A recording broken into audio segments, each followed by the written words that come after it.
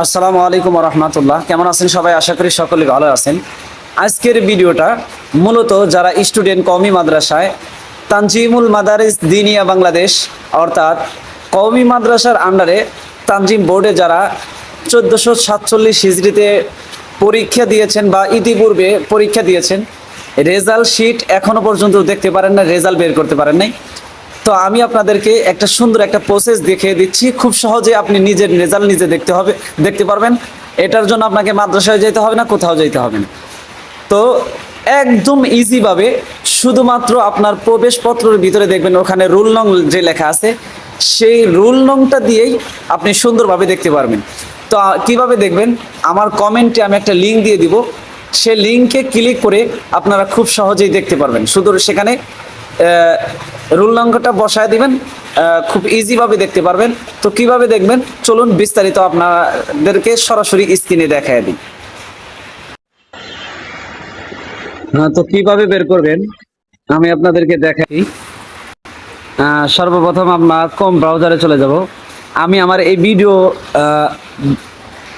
Comment বক্সে একটা link দিয়ে দিব, সেখানে লিঙ্কে ক্লিক করার সাথে সাথে আপনার সামনে এরকম একটা ইন্টারফেস শো করবে। তো সর্বপ্রথম এখানে আগে হিজরি সিলেক্ট করবেন।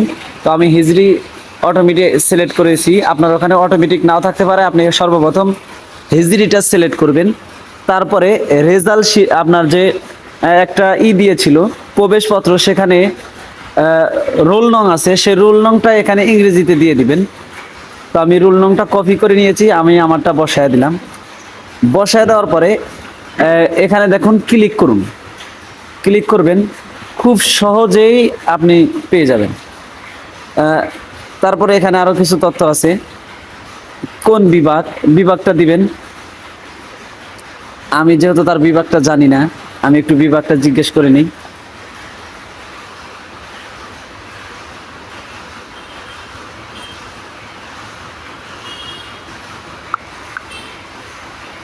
আমি একজনেরটা বের করে দিব, সরাসরি আপনাদেরকে দেখাবো। তো আমার সাথেই থাকুন। রুল নং এত, নাম জাহিদ, কিতাব বিভাগ। আচ্ছা, আমি এখানে কিতাব বিভাগ সিলেক্ট করব।